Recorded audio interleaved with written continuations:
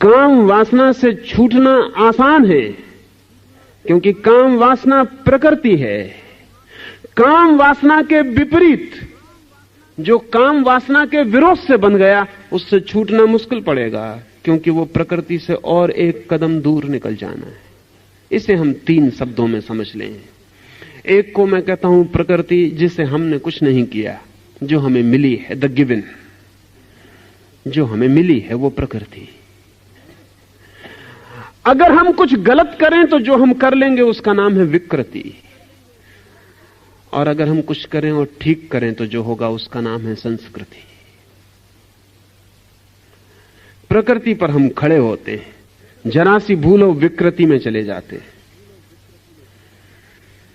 संस्कृति में जाना बड़ा कठिन है, क्योंकि संस्कृति में जाने के लिए विकृति से बचना पड़ेगा और प्रकृति के ऊपर उठना पड़ेगा।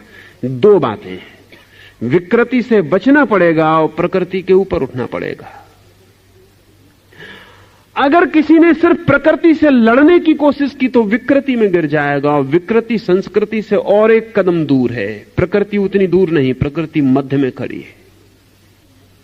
विकृति और आप हट गए, प्रकृति से भी दूर हट गए। इसलिए तो पशुओं में ऐसी विकृतियां नहीं दिखाई पड़ती जैसी मनुष्यों में दिखाई पड़ती हैं, क्योंकि पशु प्रकृति से नहीं लड़ते, इसलिए विकृति नहीं दिखाई पड़ती। अब हम कल्पना भी नहीं कर सकते, अभी न्यूयॉर्क के एक चौराहे पर और वाशिंगटन में और जगहों पर होमोसेक्सुअल्स ने जुलूस निकाले, और उन्होंने कहा है कि यह हमारा जन्म सिद्ध अधिकार है। और इस वर्ष, पिछले वर्ष कम से कम 100 होमोसेक्सुअल्स ने विवाह किए, जो कि कल्पना के बाहर मालूम पड़ता है। एक पुरुष के साथ विवाह कर रहा है, या एक स्त्री के साथ विवाह कर रही है। समलिंगी विवाह, 100 विवाह की घटनाएं दर्ज हुई हैं अमेरिका में इस वर्ष। और इन लोगों ने कहा है कि हम घोषणा करते हैं कि हमारा जन्म सिद्ध अधिकार है कि हम जिसको प्रेम करना चाहते हैं करें, कोई सरकार हमें रोके क्यों। एक पुरुष को प्रेम करना चाहता है, उससे विवाह करना चाहता है, उनके काम संबंध का अधिकार मांगता है। कम से कम 150 क्लब पूरे अमेरिका में और यूरोप में, स्वीडन में और स्विट्जरलैंड में, सब जगह वो क्लब फैलते चले गए।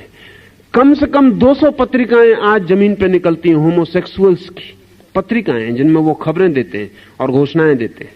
और आप हैरान होंगे कि अभी उन्होंने एक प्रदर्शन किया कैलिफोर्निया में, जैसा कि ब्यूटी कंपटीशन का होता है, महिलाओं को, सुंदर महिलाओं को हम नग्न खड़ा करते हैं। होमोसेक्सुअल्स ने 50 नग्न युवकों को खड़ा करके प्रदर्शन किया कि हम इनमें ही सौंदर्य देखते हैं, स्त्रियों में नहीं। कोई पशुओं की हम कभी सोच सकते हैं कि पशु और होमोसेक्सुअल? नहीं। हां, कभी कभी ऐसा होता, सर्कस के पशु होमोसेक्सुअल हो जाते, या कभी कभी अजायब घर के पशु होमोसेक्सुअल हो जाते। डेसमंड मॉरिस ने एक किताब लिखी है, द ह्यूमन जू, आदमियों का अजायब घर, और उसने लिखा है कि जो अजायब घर में पशुओं के साथ होता है वो आदमियों के साथ समाज में हो रहा है। ये अजायब घर है, ये कोई समाज नहीं है, जू है। क्योंकि कोई पशु पागल नहीं होता जंगल में, अजायब घर में पागल हो जाता है। कोई पशु जंगल में आत्महत्या नहीं करता देखा गया आज तक, लेकिन अजायब घर में कभी कभी आत्महत्या कर लेता है। पशु विकृत नहीं होता क्योंकि प्रकृति में ठहरा रहता है। आदमी कोशिश करता है, आदमी 2 कोशिश कर सकता है, या तो प्रकृति से लड़ने की कोशिश करे तो आज नहीं कल विकृति में उतर जाएगा, और या फिर प्रकृति का अतिक्रमण करने की कोशिश करे तो संस्कृति में प्रवेश करेगा। अतिक्रमण तप है, विरोध नहीं, निरोध नहीं, संघर्ष नहीं, अतिक्रमण, ट्रांसेंडेंस। बुद्ध ने एक बहुत अच्छा शब्द प्रयोग किया है, वो शब्द है पारमिता।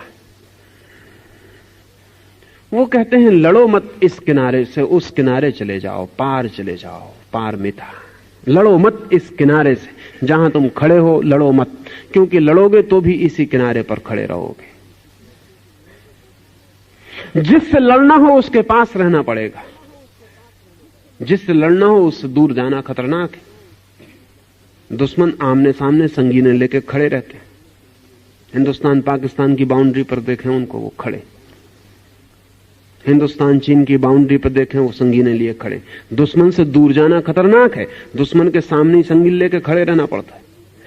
अगर इस तट से लड़ोगे, बुद्ध ने कहा है, अगर भोग के तट से लड़ोगे तो उस तट पर पहुंचोगे कैसे? लड़ो मत, उस तट पे पहुंच जाओ, ये तट छूट जाएगा, भूल जाएगा, विलीन हो जाएगा।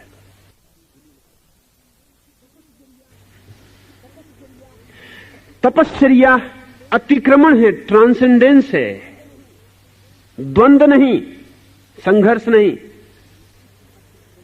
तो इस अतिक्रमण के रूप पर हम थोड़े गहरे जाएंगे तो बहुत सी बातें ख्याल हो सकेंगी। एक तो पहले ख्याल ले लें कि अतिक्रमण का क्या अर्थ होता है। आप एक घाटी में खड़े हैं, अंधेरा है बहुत, आप उस अंधेरे से लड़ते नहीं, आप सिर्फ पहाड़ के शिखर पर चढ़ना शुरू कर देते। थोड़ी देर में आप पाते हैं कि आप सूर्य से मंडित शिखर के निकट पहुंचने लगे। वहां कोई अंधेरा नहीं है। घाटी में अंधेरा था, आप घाटी में खड़े ही ना रहे, आपने सूर्य मंडित शिखर की तरफ बढ़ना शुरू कर दिया। आपने धूप से नहाए हुए शिखर की तरफ बढ़ना शुरू कर दिया, आप प्रकाश में पहुंच गए। अतिक्रमण हुआ, संघर्ष जरा भी नहीं। जहां आप हैं वहां दो चीजें हैं, आप भी हैं और आपके आसपास घिरा हुआ घाटी का अंधेरा भी है। दो हैं वहां, आप भी हैं, घाटी का अंधेरा भी है। अगर घाटी के अंधेरे से आप लड़ते हैं तो आपको घाटी में ही रहना पड़ेगा।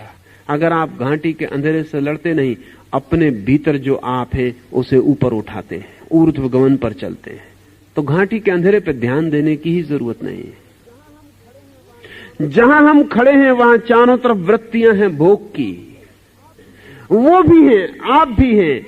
गलत त्यागी का ध्यान वृत्तियों पे होता है कि इस वृत्ति को मैं कैसे मिटाऊं। सही त्यागी का ध्यान स्वयं पर होता है कि इस वृत्ति के मैं ऊपर कैसे उठ जाऊं। इस फर्क को ठीक से समझ लें, क्योंकि इन दोनों की यात्रा अलग होगी, दोनों का नियम अलग होगा, दोनों की साधना अलग होगी, दोनों की दिशा अलग होगी, दोनों का ध्यान अलग होगा। वृत्ति से जो लड़ रहा है उसका ध्यान वृत्ति पर होगा, स्वयं को जो ऊंचा उठा रहा है उसका ध्यान स्वयं पर होगा, जो वृत्तियों से लड़ रहा है उसका ध्यान बहिर्मुखी होगा, जो स्वयं को ऊर्ध्वगमन की तरफ ले जा रहा है उसका ध्यान अंतर्मुखी होगा। और एक मजे की बात है कि ध्यान भोजन है। जिस चीज पर आप ध्यान देते हैं उसको आप शक्ति देते हैं, जिस चीज को आप ध्यान देते हैं उसको आप शक्ति देते हैं। मैं पावलिता की बात कर रहा था, चेक विचारक और वैज्ञानिक की। छोटे छोटे यंत्र हैं उसके पास। वो कहता है 5 मिनट आंख गड़ा के ध्यान से इस यंत्र को देखते रहो, और वो यंत्र आपकी शक्ति को संग्रहित कर लेता है। अमेरिका में एक बहुत अद्भुत आदमी था जिसे 2 साल की सजा अमेरिका की सरकार ने दी। ऐसा लगता है कि आदमी की बुद्धि बढ़ती नहीं, वो 2000 साल हो तो भी वही करता है, 2000 साल बाद वही करता है। एक आदमी था विल्हेम रेक। इस सदी में जिन लोगों के पास अंतर्दृष्टि रही उनमें से एक आदमी, उसको 2 साल सजा भोगनी पड़ी और आखिर में अमेरिकी सरकार ने उसे पागलखाना, उसको पागल करार दे के कानूनन उसको पागलखाने भेज दिया। उस पर मुकदमा चला एक बहुत अजीब बात पर, जिस पर अब उसके मर जाने के बाद वैज्ञानिक कह रहे हैं कि शायद वो ठीक था। उसने एक अद्भुत बॉक्स, एक पेटी बनाई थी जिसको वो आर्गन बॉक्स कहता था। वो कहता था इसके भीतर कोई व्यक्ति लेट जाए और काम वासना का विचार करता रहे तो उसकी काम वासना की शक्ति इस डब्बे में संग्रहित हो जाती। लेकिन अब इसका कोई वैज्ञानिक प्रमाण क्या हो कि उसमें संग्रहित हो जाती है। वो कहता था प्रमाण एक ही है कि आप किसी को भी इसके भीतर लिटा दें जिसको बिल्कुल पता नहीं है, वो 1 मिनट के बाद काम वासना का विचार करना शुरू कर देता। किसी को भी लिटा दें, वो कहता था यही प्रमाण है। इसको तो वो हजारों लोगों का प्रमाण देता था, लेकिन इसको वैज्ञानिक कहते थे हम इसको कोई प्रमाण नहीं मानते। वो आदमी ब्रह्म हो सकता है, उस आदमी की आदत हो सकती है। इस डब्बे के भीतर वो कहता था जो विचार आप करेंगे, जहां आपका ध्यान जाएगा, वहीं शक्ति संग्रहित हो जाती है। वो अनेक ऐसे लोगों को जिनको मानसिक रूप से ख्याल पैदा हो गया है कि वो क्लीव हैं, इंपोर्टेंट हैं, इन बॉक्सों में लिटा के ठीक कर देता था, क्योंकि वो कहता था इनमें आर्गन एनर्जी इकट्ठी है। ये जो पावलिता है वो आपकी कोई भी शक्ति को आपके ध्यान से इकट्ठा कर लेता है। आपको ख्याल में न होगा, जब आपकी तरफ लोग ध्यान देते हैं तो आप स्वस्थ अनुभव करते हैं, जब आपकी तरफ लोग ध्यान नहीं देते तो आप अस्वस्थ अनुभव करते हैं। इसलिए एक बड़ी अद्भुत घटना घटती है कि जब आप चाहते हैं कि लोग ध्यान दें, आप बीमार पड़ जाते हैं। बच्चे तो इस ट्रिक को बहुत जल्दी समझ जाते हैं। आपकी 100 में से 90 बीमारियां ध्यान की आकांक्षाओं से पैदा होती हैं, क्योंकि बिना बीमार पड़े घर में आपको कोई ध्यान नहीं देता। पत्नी बीमार पड़ जाती है तो पति उसके सिर पर हाथ रख के बैठता है, बीमार नहीं पड़ती तो उसकी तरफ देखता भी नहीं। पत्नी इस रहस्य को जानबूझ के नहीं, अचेतन में समझ जाती है कि जब उसे ध्यान चाहिए तब उसे बीमार होना पड़ेगा। इसलिए कोई स्त्री उतनी बीमार नहीं होती जितनी दिखाई पड़ती है, या जितना वो दिखावा करती है। या जब उसका पति कमरे में होता तो जितना वो कुलती, कराहती और आवाजें करती, वो आवाजें उतनी नहीं है जितना कि पति कमरे में नहीं होता तब वो करती, तब नहीं भी करती। इस पर थोड़ा ध्यान देने जैसा। कारण क्या होगा? बच्चे बहुत जल्दी सीख जाते हैं कि जब वो बीमार होते हैं तो सारे घर की अटेंशन उनके ऊपर हो जाती। एक दफा ये बात समझ में आ गई कि अटेंशन आकर्षित करने के लिए बीमार होना रसपूर्ण है, जिंदगी भर के लिए बीमारी आधार बना लेती।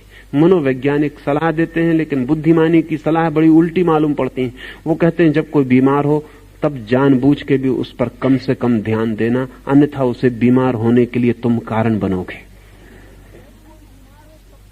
जब कोई बीमार हो तब तो ध्यान देना ही मत, सेवा कर देना लेकिन ध्यान मत देना। बड़े तटस्थ भाव से बीमारी को कोई रस देना खतरनाक है। तो जिंदगी में वो आदमी कम बीमार पड़ेगा, ज्यादा स्वस्थ रहेगा। उसके लिए ध्यान और बीमारी जुड़ेंगी नहीं, लेकिन ध्यान से शक्ति मिलती है। इसलिए तो इतना सारी दुनिया में ध्यान पाने की कोशिश चलती है। एक नेता को क्या रस आता होगा? जूते खाए, गालियां खाए, उपद्रव सहे, रस क्या आता होगा? लेकिन जब वो भीड़ में खड़ा होता है तो सब आंखें उसकी तरफ फिर जाती। पावलिता कहता है कि वो सबकी शक्ति से भोजन पाता है। कोई आश्चर्य नहीं कि नेहरू कुछ दिन और जिंदा रह जाते अगर चीन का हमला ना होता। अचानक भोजन कम हो गया, ध्यान बिखर गया। कोई राजनीतिक नेता पद पर रहते हुए मुश्किल से मरता है, इसलिए कोई राजनीतिक नेता पद नहीं छोड़ना चाहता, नहीं तो मरना और पद छोड़ना करीब आ जाते। मुश्किल से मरता है कोई राजनीतिक नेता पद पर, मरना ही पड़े आखिर में, बात अलग है। अपनी पूरी कोशिश भी वो ये करता है कि जीते जी पद न छूट जाए, क्योंकि पद छूटते ही उम्र कम हो जाती, लोग रिटायर होकर जल्दी मर जाते। अब जो आदमी पुलिस का ऑफिसर था वो आदमी रिटायर हो गया, उसकी 10 साल कम से कम उम्र कम हो जाती। अभी इस पर तो बहुत काम चलता है और बहुत देर ना लगेगी कि लोग रिटायर होने से इंकार करने लगेंगे जैसे उनको पता चल जाएगा कि गड़बड़ क्या हो रही है। रिटायर जब तक आदमी नहीं होता तब तक स्वस्थ मालूम पड़ता है, रिटायर होते ही बीमार पड़ जाता है। जो ध्यान का भोजन उसे मिल रहा था, दफ्तर में जाता था, लोग खड़े हो जाते थे, सड़क पे निकलता था, लोग नमस्कार करते थे, बच्चे भी डरते थे क्योंकि बाप का कब्जा था पैसे पर, बैंक बैलेंस बाप के नाम था, पत्नी भी भयभीत होती थी। फिर सब रिटायर हो गया, हाथ से सब धीरे धीरे सूत्र छूट गए। अब वो बैठा रहता है कोने में, लोग ऐसे निकल जाते हैं जैसे वो है ही नहीं। तो वो खांसता खकारता है, आवाज देता है कि मैं भी यहां हूं। वो हर चीज में अड़ंगेबाजी करता है। बूढ़ों की आदत अड़ंगेबाजी की और किसी कारण से नहीं, हर चीज में अड़ंगेबाजी करता है। कोई ऐसी बात नहीं जिसमें वो अड़ंगा ना डाले, क्योंकि अड़ंगा डाल के वो बता सकता है कि मैं हूं और थोड़ा ध्यान आकर्षित कर सकता। ये बहुत दीन अवस्था है, ये बहुत दयनीय अवस्था है, ये बहुत रुग्ण है, दुखद है, लेकिन है। वो घर में कोई ऐसी चीज न चलने देगा जिसमें वो सलाह न दे, हालांकि कोई उसकी सलाह नहीं मानता, ये वो जानता है। इसे वो दिन भर कहता है कि कोई मेरी मैं नहीं मानता, लेकिन फिर दिन भर देता क्यों? वो दिन भर कहता है कोई मेरी सुनता नहीं। गांधी जी कहते थे कि वो 125 वर्ष जिएंगे, और जी सकते थे। अगर भारत आजाद ना होता तो वो 125 वर्ष जी सकते थे। भारत का आजाद होना उनके मरने का हिस्सा बन गया, क्योंकि आजादी के बाद ही जो उनकी सुनते थे उन्होंने सुनना बंद कर दिया, क्योंकि वो खुद ही ताकतवर हो गए, वो खुद ही पदों पर पहुंच गए। तो गांधी ने कहा कि मैं खोटा सिक्का हो गया हूं, मेरी अब कोई सुनता नहीं। लेकिन गांधी को भी पता नहीं होगा कि गांधी जब भी ये कहते थे कि मेरी कोई सुनता नहीं, मैं खोटा सिक्का हो गया हूं, मैं बोलता रहता हूं, कोई मेरी फिक्र नहीं करता, कोई मेरी सलाह नहीं मानता, हालांकि वो सलाह दिए जाते थे।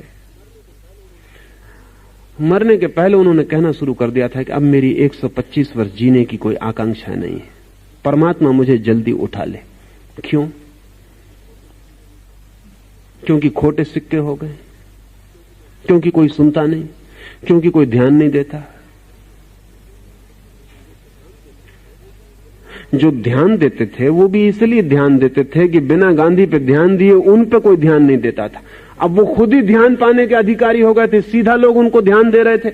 अब वो गांधी पे काहे के लिए ध्यान दें? कोने में पड़ गए थे। कोई नहीं कह सकता कि गोंडसे की गोली को सामने देखकर उनके मन में धन्यवाद ना उठाओ। कोई नहीं कह सकता कि उन्होंने सोचा हो कि आ गया भगवान का संदेशवाहक, झंझट मिटी, विदा होते।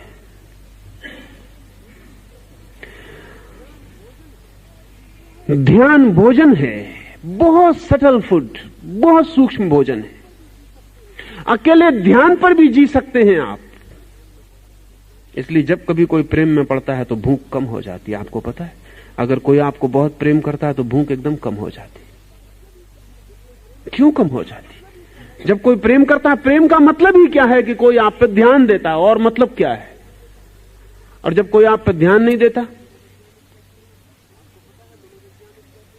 आपको पता है मनोवैज्ञानिक कहते हैं कि जब कोई ध्यान नहीं देता तब लोग ज्यादा भोजन करने लगते हैं।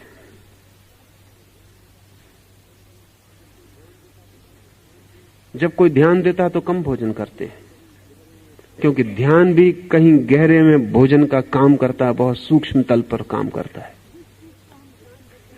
जिस चीज को हम ध्यान देते हैं उसको शक्ति देते हैं, ये मैं कह रहा हूं। और अब इसको कहने के वैज्ञानिक आधार हैं, अब इसको नापने के भी उपाय हैं। मैं पीछे आपसे निकोलिएव और कामेनिएव का नाम लिया। ये दोनों व्यक्ति टेलीपैथिक कम्युनिकेशन में इस समय पृथ्वी पर सबसे ज्यादा निष्णात लोग हैं। निकोलिएव विचार भेजता है, ब्रॉडकास्ट करता है, और हजारों मील दूर कामेनिएव उस विचार को पकड़ता है। वैज्ञानिकों ने यंत्र लगा के बड़े चकित हो गए कि जब निकोलिएव विचार भेजता है तो उसकी शक्ति क्षीण होती है। उसके चारों तरफ यंत्र बताते हैं कि उसकी शक्ति क्षीण हो रही है। और जब हजारों मील दूर कामेनिएव विचार को ग्रहण करता है तब उसकी शक्ति यंत्र बताते हैं कि बढ़ गई। आश्चर्यजनक, हजारों मील दूर। लेकिन जब निकोलिएव विचार भेजता है कामेनिएव को तो उससे पूछा गया वो करता क्या है?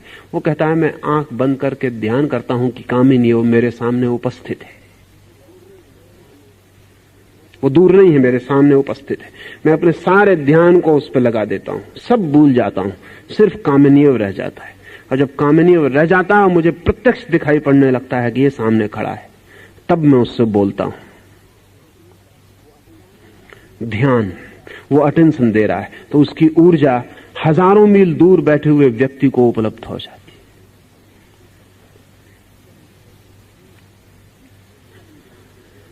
जिस चीज पे हम ध्यान देते हैं वहां शक्ति संग्रहित होती है, और जहां से हम ध्यान देते हैं वहां से शक्ति हटती है और विसर्जित होती है।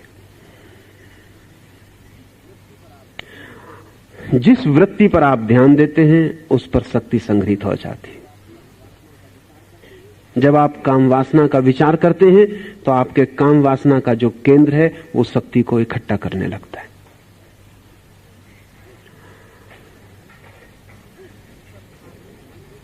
जिस चीज पर आप ध्यान देते हैं वो वृत्ति का केंद्र आपके भीतर शक्ति को इकट्ठा कर लेता है।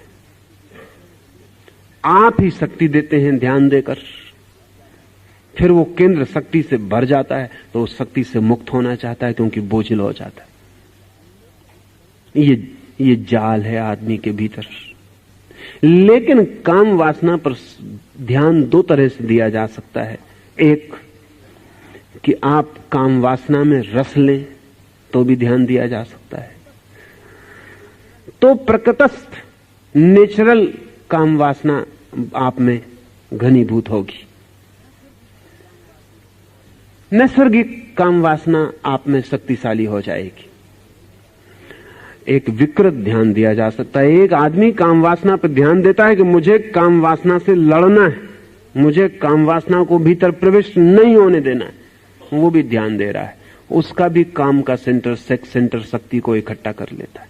अब बड़ी मुश्किल होती है क्योंकि जो नैसर्गिक काम वासना को ध्यान देता है वो तो नैसर्गिक रूप से शक्ति उसकी विसर्जित हो जाएगी। लेकिन जो विसर्जित नहीं करना चाहता और ध्यान देता है, इसका क्या होगा? इसकी शक्ति विकृत रूप लेना शुरू करेगी। ये विसर्जित हो नहीं सकती। ये शरीर के दूसरे अंगों में प्रवेश करेगी और उनको विकृत करने लगेगी। ये चित्त के दूसरे स्नायुओं में प्रवेश करेगी और उनको विकृत करने लगेगी। ये आदमी भीतर से उलझता जाएगा और जाल में फंसता जाएगा अपनी ही दी गई शक्ति से। ऐसा हुआ कि हम एक वृक्ष को पानी दिए जाते हैं और प्रार्थना किए जाते हैं कि वृक्ष बड़ा ना हो। ये वृक्ष बड़ा ना हो, प्रार्थना किए जाते हैं और पानी दिए जाते हैं। जिस वृत्ति को आप ध्यान देते हैं, चाहे पक्ष में चाहे विपक्ष में, आप उसको पानी और भोजन देते हैं। तप का मूल सूत्र यही है कि ध्यान कहीं और दो, जहां तुम शक्ति को इकट्ठा करना चाहते हो वहां मत दो। ध्यान ही उठाओ ऊपर। अगर काम वासना से मुक्त होना है तो काम वासना पर ध्यान ही मत दो, पक्ष में भी नहीं विपक्ष में भी नहीं। लेकिन ध्यान आपको देना ही पड़ेगा क्योंकि ध्यान आपकी शक्ति है, वो काम मांगती है। तो तप का मूल सूत्र यह है कि ध्यान के लिए नए केंद्र निर्मित करो। नए केंद्र आदमी के भीतर हैं और उन केंद्रों पर ध्यान को ले जाओ। जैसे ही ध्यान को नया केंद्र मिल जाता है और वो नए केंद्र में शक्ति को उंडेलने लगता है, वैसे ही पुराने केंद्रों से मुक्त होने लगता है। पहाड़ पर चढ़ाई शुरू हो गई। काम वासना का केंद्र हमारा सबसे नीचा केंद्र है। वहां से हम प्रकृति से जुड़े। सहस्त्रार हमारा सबसे ऊंचा केंद्र है। वहां से हम परमात्मा ऊर्जा से जुड़े, दिव्यता से, भव्यता से, भगवत्ता से जुड़े। जब भी आप ध्यान देते हैं, आपने ख्याल किया कि आपके मस्तिष्क में विचार चलता है काम वासना का और आपका काम केंद्र तत्काल सक्रिय हो जाता है। यहां विचार चला, विचार तो चलता है मस्तिष्क में और काम केंद्र बहुत दूर है, वो तत्काल सक्रिय हो जाता है। ठीक यही उपाय तपस्वी अपने सहस्त्रार की तरफ अपने ध्यान को लौटा के करता है। वो जैसे ही सहस्त्रार की तरफ ध्यान देता है, वैसे ही सहस्त्रार सक्रिय होना शुरू हो जाता है। और जब शक्ति ऊपर की तरफ जाती है तो नीचे की तरफ नहीं जाती। और जब शक्ति को मार्ग मिलने लगता है शिखर पर चढ़ने का, तो घाटियां वो छोड़ने लगती है। और जब शक्ति को प्रकाश के जगत में प्रवेश होने लगता है तो अंधेरे के जगत से चुपचाप उठने लगती। अंधेरे की निंदा भी नहीं होती उसके मन में, अंधेरे का विरोध भी नहीं होता उसके मन में, अंधेरे का ख्याल भी नहीं होता उसके मन में, अंधेरे पर ध्यान ही नहीं होता। ध्यान का रूपांतरण है तप। अब इसको अगर इस तरह समझेंगे तो तप का मैं दूसरा अर्थ आपको कह सकूंगा। तप का ऐसे अर्थ होता है अग्नि। तप का अर्थ होता है अग्नि। तप का अर्थ होता है भीतर की अग्नि। मनुष्य के भीतर जो जीवन की अग्नि है, उस अग्नि को ऊर्ध्वगमन की तरफ ले जाना तपस्वी का काम है। उसे नीचे की ओर ले जाना भोगी का काम है। भोगी का अर्थ है जो अग्नि को नीचे की ओर प्रवाहित कर रहा है जीवन में, अधोगमन की ओर। तपस्वी का अर्थ है जो ऊपर की ओर प्रवाहित कर रहा है उस अग्नि को, परमात्मा की ओर, सिद्धावस्था की ओर। ये अग्नि दोनों तरफ जा सकती है। और बड़े मजे की बात यह है कि ऊपर की तरफ आसानी से जाती है, नीचे की तरफ बड़ी कठिनाई से जाती है, क्योंकि अग्नि का स्वभाव ऊपर की तरफ जाना है। आपने ख्याल किया, आप आग जलाते हैं वो ऊपर की तरफ जाने लगती है। इसलिए इसे तप नाम दिया, इसे अग्नि नाम दिया, इसे यज्ञ नाम दिया, ताकि ये ख्याल में रहे कि अग्नि का स्वभाव तो ऊपर की तरफ जाना है, नीचे की तरफ तो बड़ी चेष्टा करके ले जानी पड़ती। पानी नीचे की तरफ बहता है, अगर ऊपर की तरफ ले जाना हो तो बड़ी चेष्टा करनी पड़ती है।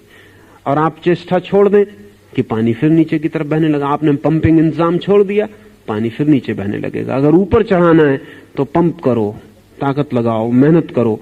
नीचे बहने के लिए पानी किसी की मेहनत नहीं मांगता, खुद बहता है, वो उसका स्वभाव है। अग्नि को अगर नीचे की तरफ ले जाना है तो इंतजाम करना पड़ेगा। अपने से अग्नि ऊपर की तरफ उठती है, ऊर्ध्वगामी। इसको तप कहने का कारण है क्योंकि भीतर की जो अग्नि है, जो जीवन अग्नि है, वो स्वभाव से ऊर्ध्वगामी है। एक बार आपको उसके ऊर्ध्वगमन का अनुभव हो जाए, फिर आपको प्रयास नहीं करना पड़ता उसको ऊपर जाने के लिए, वो जाती रहती है। एक बार सहस्त्रार की तरफ तपस्वी का ध्यान मुड़ जाए तो फिर उसे चेष्टा नहीं करनी पड़ती, फिर वो अग्नि अपने आप बहती रहती है। धीरे धीरे वो भूल ही जाता है क्या नीचे क्या ऊपर, भूल ही जाता है, क्योंकि फिर तो अग्नि सहज ऊपर बहती रहती है। एक बार आग राह पकड़ ले तो ऊपर की तरफ जाना उसका स्वभाव है। नीचे की तरफ ले जाने के लिए बड़ा आयोजन करना पड़ता है। लेकिन हम नीचे की तरफ ले जाने के इतने लंबे अभ्यस्त हैं, जन्मों जन्मों के हमारा अभ्यास है नीचे की तरफ ले जाने का। इसलिए नीचे की तरफ ले जाना जो कि वस्तुतः कठिन है, वो हमें सरल मालूम पड़ता। ऊपर की तरफ ले जाना जो कि वस्तुतः सरल है, वो हमें कठिन मालूम पड़ता। कठिनाई हमारी आदत में है। आदतें बड़ी कठिन हो जाती, और कभी कभी स्वभाव जो कि हमारी आदत नहीं है, जो कि वस्तु का धर्म है, उसके ऊपर हमारी आदत इतनी सख्त होकर बैठ जाती है कि स्वभाव को दबा देती है। हम सबके स्वभाव दबे हुए हैं आदतों से। जिसको महावीर कर्म का क्रम कहते हैं, वो हमारी आदतों का क्रम है। हमने आदतें बना रखी हैं, वो हमें दबाए हुए हैं। वो आदतें लंबी हैं, पुरानी हैं, गहरी हैं। उनसे छूट जाना आज इसी वक्त संभव नहीं हो जाएगा, तो हम उनसे लड़ना शुरू करते हैं और उल्टी आदत बनाते हैं। लेकिन आदत फिर भी आदत ही होती है। गलत तपस्वी सिर्फ आदत बनाता है तप की, ठीक तपस्वी स्वभाव को खोजता है, आदत नहीं बनाता। हैबिट और नेचर का फर्क समझ लें। हम सब आदतें बनवाते हैं। हम बच्चे को कहते हैं क्रोध न करो, क्रोध की आदत बुरी है। न क्रोध करने की आदत बनाओ। वो न क्रोध करने की आदत तो बना लेता है, लेकिन इससे क्रोध नष्ट नहीं होता, क्रोध भीतर चलने लगता है। काम वासना पकड़ती तो हम कहते हैं ब्रह्मचर्य की आदत बनाओ, वो आदत बन जाती। लेकिन काम वासना भीतर सरकती रहती, वो नीचे की तरफ बहती रहती, उससे कोई फर्क नहीं पड़ता। तपस्वी खोजता है स्वभाव के सूत्र को, ताओ को, धर्म को, वो क्या है जो मेरा स्वभाव उसे खोजता है? सब आदतों को हटाकर वो अपने स्वभाव का दर्शन करता है। लेकिन आदतों को हटाने का एक ही उपाय है, ध्यान मत दो। आदत पर ध्यान मत दो। एक मित्र 4-6 दिन पहले मेरे पास आए, उन्होंने कहा कि आप कहते हैं कि बंबई में रह के और ध्यान हो सकता है, इस सड़क का क्या करें, भोंपू का क्या करें, ट्रेन जा रही, सीटी बज रही, इसका क्या करें? मैंने उनसे कहा ध्यान मत दो। उन्होंने कहा कैसे ध्यान ना दे? खोपड़ी पर भोंपू बज रहा है, नीचे कोई हान बजाए चला जा रहा है, ध्यान कैसे ना दे? मैंने उनसे कहा एक प्रयास करो। भोंपू कोई नीचे बजाया जा रहा है, उसे भोंपू बजाने दो। तुम ऐसे बैठे रहो, कोई प्रतिक्रिया मत करो कि भोंपू अच्छा कि भोंपू बुरा, कि बजाने वाला दुश्मन कि बजाने वाला मित्र, किसका सिर तोड़ देंगे अगर आगे बजाया। कुछ प्रतिक्रिया मत करो, तुम बैठे रहो, सुनते रहो, सिर्फ सुनो। थोड़ी देर में ही तुम पाओगे कि भोंपू बजता भी हो तो भी तुम्हारे लिए बजना बंद हो गया। एक्सेप्ट इट, स्वीकार करो। जिस आदत को बदलना हो उसे स्वीकार कर लो, उससे लड़ो मत, स्वीकार कर लो। जिसे हम स्वीकार कर लेते हैं उस पर ध्यान देना बंद हो जाता है। क्या आपको पता है, किसी स्त्री के आप प्रेम में हो उस पर ध्यान होता है, फिर विवाह करके उसको पत्नी बना लिया, फिर वो स्वीकृत हो गई, फिर ध्यान बंद हो जाता। जिस चीज को हम स्वीकार कर लेते हैं, एक कार आपके पास नहीं, वो सड़क पर निकलती है चमकती हुई, ध्यान खींचती है, फिर आपको मिल गई, फिर आप उसमें बैठ गए, फिर थोड़े दिन में आपका ख्याल ही नहीं आता कि वो कार भी है चारों तरफ जो ध्यान को खींचती थी, वो स्वीकार हो गई। जो चीज स्वीकृत हो जाती है उस पर ध्यान जाना बंद हो जाता है। स्वीकार कर लो, जो है उसे स्वीकार कर लो। अपने बुरे से बुरे हिस्से को भी स्वीकार कर लो। ध्यान देना बंद कर दो, ध्यान मत दो। उसको ऊर्जा मिलनी बंद हो जाएगी, वो धीरे धीरे अपने आप छीन होकर सिकुड़ जाएगी, टूट जाएगी, और जो बचेगी ऊर्जा उसका प्रवाह अपने आप भीतर की तरफ होना शुरू हो जाएगा। गलत तपस्वी उन्हीं चीजों पर ध्यान देता जिन पर भोगी देता। सही तपस्वी ठीक तप की प्रक्रिया ध्यान का रूपांतरण है। वो उन चीजों पर ध्यान देता है जिन पर न भोगी ध्यान देता न तथाकथित त्यागी ध्यान देता, वो ध्यान को ही बदल देता है। और ध्यान हमारे हाथ में है, हम वहीं देते हैं जहां हम देना चाहते हैं। अभी यहां बैठे हैं, आप मुझे सुन रहे हैं, अभी यहां आग लग जाए मकान में, आप एकदम भूल जाएंगे कि सुन रहे थे, कि कोई बोल रहा था, सब भूल जाएंगे। आग पर ध्यान दौड़ जाएगा, बाहर निकल जाएंगे, भूल ही जाएंगे कि कुछ सुन रहे थे, सुनने का कोई सवाल ही न रह जाएगा। ध्यान प्रतिपल बदल सकता है, सिर्फ नए बिंदु उसको मिलने चाहिए। आग मिल गई, वो ज्यादा जरूरी जीवन को बचाने के लिए हो गई, तो तत्काल ध्यान वहां दौड़ जाएगा।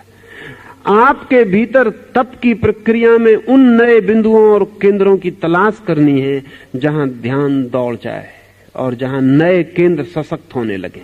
इसलिए तपस्वी कमजोर नहीं होता, शक्तिशाली हो जाता। गलत तपस्वी कमजोर हो जाता। गलत तपस्वी कमजोर होकर सोचता है कि हम जीत लेंगे, और भ्रांति पैदा होती है जीतने की। अगर एक आदमी को 30 दिन भोजन न दिया जाए तो काम वासना क्षीण हो जाती। इसलिए नहीं कि काम वासना चली गई, इसलिए कि काम वासना के योग्य रस नहीं बनता शरीर में। फिर भोजन दिया जाए तो 30 दिन में जो वासना गई थी वो 3 दिन में वापस लौट आती। भोजन मिला, शरीर को रस मिला, फिर केंद्र सक्रिय हो गया, फिर ध्यान दौड़ने लगा। इसलिए फिर जिसने भूखा रहते ही काम वासना पर तथाकथित विजय पाई, वो बेचारा फिर भूखा ही जीवन भर रहने की कोशिश में लगा रहता है, क्योंकि वो डरता है। इधर भोजन लिया, इधर वासना उठी। मगर ये निपट पागलपन है, वासना के बाहर हुए नहीं। ये सिर्फ कमजोरी की वजह से वासना को शक्ति नहीं मिल रही है। असल में आदमी जितनी शक्ति पैदा करता है उसमें कुछ तो जरूरी होती है जो उसके रोज के काम में समाप्त हो जाती। एक खास मात्रा की कैलोरी उसके रोज के काम में, उठने में, बैठने में, नहाने में, खाने में, पचाने में, दुकान में आने में जाने में व्यय हो जाती, सोने में व्यय हो जाती। उसके अतिरिक्त जो बचती है वो उस केंद्र को मिल जाती है जिस पे आपका ध्यान है, द सुपरफ्लुअस, जो अतिरिक्त है। अगर समझ लें कि 1000 कैलोरी मान लें कि आपके रोजमर्रा के काम में खर्च होती है और आपके भोजन और आपकी व्यवस्था से आपको 2000 कैलोरी शक्ति शरीर में पैदा होती है, तो आपका ध्यान जिस केंद्र पर होगा 1000 कैलोरी जो शेष बची है उस केंद्र पर दौड़ जाएगी। उसको कोई रास्ता नहीं, ध्यान ही रास्ता है, ध्यान ही एरो है जिससे वो जाएगी। उसको और कुछ पता नहीं कहां जाना है, आपका ध्यान उसको खबर देता है कि यहां जाना है, वो वहां चली जाती है। अब अगर आपको झूठे तप में उतरना है तो आप भोजन इतना कर दें कि 1000 कैलोरी से ज्यादा आपके भीतर पैदा ना हो, फिर आपको ब्रह्मचर्य सधा हुआ मालूम पड़ेगा, क्योंकि आपके पास अतिरिक्त शक्ति बचती नहीं जो कि सेक्स के केंद्र को मिल जाए। 1000 शक्ति पैदा होती है, 1000 आप खर्च कर लेते। इसलिए तपस्वी खाना कम कर देता है, पैदल चलने लगता है, श्रम ज्यादा करने लगता है और खाना कम करता चला जाता है। ये दोहरी प्रक्रियाएं करता है ताकि शरीर में शक्ति कम हो और शक्ति व्यय ज्यादा हो। वो मिनिमम पर जीने लगता है, न होगी अतिरिक्त शक्ति न वासना बनेगी, मगर इससे वो वासना से मुक्त नहीं होता। वासना अपनी जगह खड़ी, वासना का केंद्र प्रतीक्षा करेगा, अनंत जन्मों तक प्रतीक्षा करेगा, कहेगा कि जिस दिन शक्ति ज्यादा हो मैं तैयार हूं। ये सिर्फ भय में जीना है, इस जीने से कहीं कुछ उपलब्ध नहीं होता। इससे प्रकृति तो चूक जाती है, संस्कृति नहीं मिलती, सिर्फ विकृति मिलती है और एक भयभीत चेतना रह जाती है पीछे। नहीं, ये नहीं है मार्ग ठीक पॉजिटिव ऑस्टेरिटी का, ठीक विधायक तप का मार्ग है। शक्ति पैदा करो, ध्यान रूपांतरित करो, ध्यान नए केंद्रों पर ले जाओ ताकि शक्ति वहां जाए। इसे हम धीरे धीरे जब और गहरे उतरेंगे ध्यान के परिवर्तन के लिए तो ये प्रक्रिया ख्याल में आ सकेगी। लेकिन सबसे पहले तो ये ख्याल में ले लेना चाहिए कि मेरी अतिरिक्त शक्ति किस केंद्र से व्यय हो रही है। उसके विपरीत जो केंद्र है उस केंद्र पर ध्यान को लगाना पड़ेगा।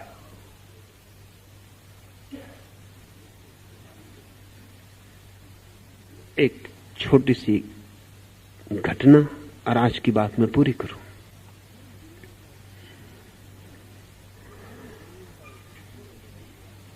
धर्म गुरुओं का एक सम्मेलन हुआ है।